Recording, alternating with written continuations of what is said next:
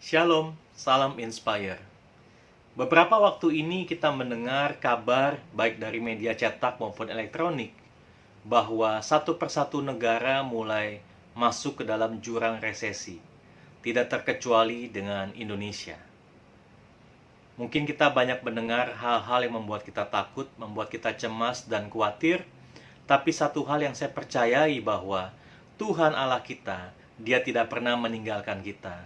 Dan Dia tidak pernah membiarkan kehidupan kita. Kita akan lihat dalam kisah Alkitab, di mana seorang nabi yang bernama Nabi Elia, dia dipelihara Tuhan di tepi sungai Kerit. Selama 3 tahun lebih, Israel mengalami kekeringan dan kelaparan, tapi Elia tetap mendapat pemeliharaan Tuhan. Apa kuncinya? Ada 4 hal yang akan kita lihat. 4 hal yang bisa membuat Nabi Elia tetap mendapat pemeliharaan Tuhan dalam kehidupannya. Yang pertama, 1 Raja-Raja 17 ayat 2 dan ketiga. Kemudian datanglah firman Tuhan kepadanya.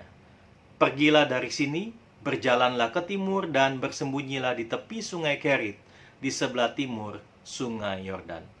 Hal pertama, kenapa Elia bisa mendapat pemeliharaan Tuhan dalam kehidupannya? Karena Elia mendengar suara Tuhan. Elia mendengar suara Allah. Ini penting dalam kehidupan kita. Kita harus dengar-dengaran akan suara Tuhan dan suara Allah. Hari-hari ini bukan hari yang mudah. Firman Tuhan katakan pada hari-hari yang terakhir, dunia akan lebih lagi diwarnai dengan kesukaran. Kita harus berpedoman kepada firman Tuhan. Kita harus tetap berjalan sesuai dengan firman Tuhan. Kita belajar mendengar firman Tuhan lewat pemberitaan firman, lewat pembacaan Alkitab, dan mungkin banyak hal yang kita bisa lakukan dalam kehidupan kita. Yang kedua, engkau dapat minum dari sungai itu, dan burung-burung gagak telah kuperintahkan untuk memberi makan engkau di sana. Yang kedua, kuncinya adalah percaya. Waktu Tuhan katakan kepada Elia, engkau bisa minum dari sungai itu. Sungai Kerit ternyata adalah aliran sungai kecil, hanya brooks, hanya parit. Tetapi Elia percaya. Dan waktu Tuhan katakan engkau bisa makan dari daging yang dibawa oleh burung gagak, Elia juga percaya. Kuncinya adalah percaya. Kita harus percaya kepada Tuhan. Percayakan hidup kita kepada Tuhan. Biarkan Tuhan yang bertindak dalam kehidupan kita. Yang ketiga, lalu ia pergi dan ia melakukan seperti firman Tuhan. Ia pergi dan diam di tepi sungai Kerit di sebelah timur sungai Yordan. Yang pertama, Elia mendengar suara Tuhan. Yang kedua, dia percaya. Yang ketiga ini juga penting bahwa dia taat.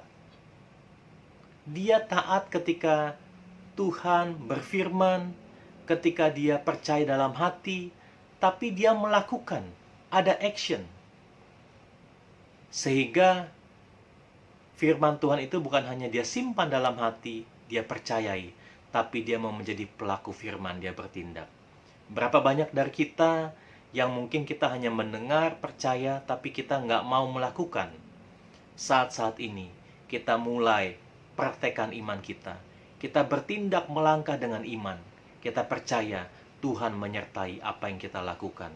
Dan yang keempat, yang terakhir, pada waktu pagi dan petang, burung-burung gagak membawa roti dan daging kepadanya, dan ia minum dari sungai itu. Yang keempat adalah bagaimana kita bisa mencukupkan diri dengan segala yang Tuhan berikan kepada kita. Elia tidak menuntut lebih. Dia diberikan daging setiap pagi dan petang, dan dia bisa minum dari aliran sungai Kerit itu. Saudara, kita harus mengucap syukur hari-hari ini. Kita harus banyak mengucap syukur. Saya percaya di balik ucapan syukur, kita mencukupkan diri dengan segala yang Tuhan berikan, berkat Tuhan, dan kita mengucap syukur. Pasti akan banyak berkat Tuhan lebih lagi dalam kehidupan kita yang dicurahkan kepada saudara dan saya. Dan percaya kita akan keluar sebagai pemenang, bahkan lebih dari pemenang di dalam kehidupan kita. Berbagi yang mendengar firman Tuhan dan melakukannya dalam hidupnya. Amin.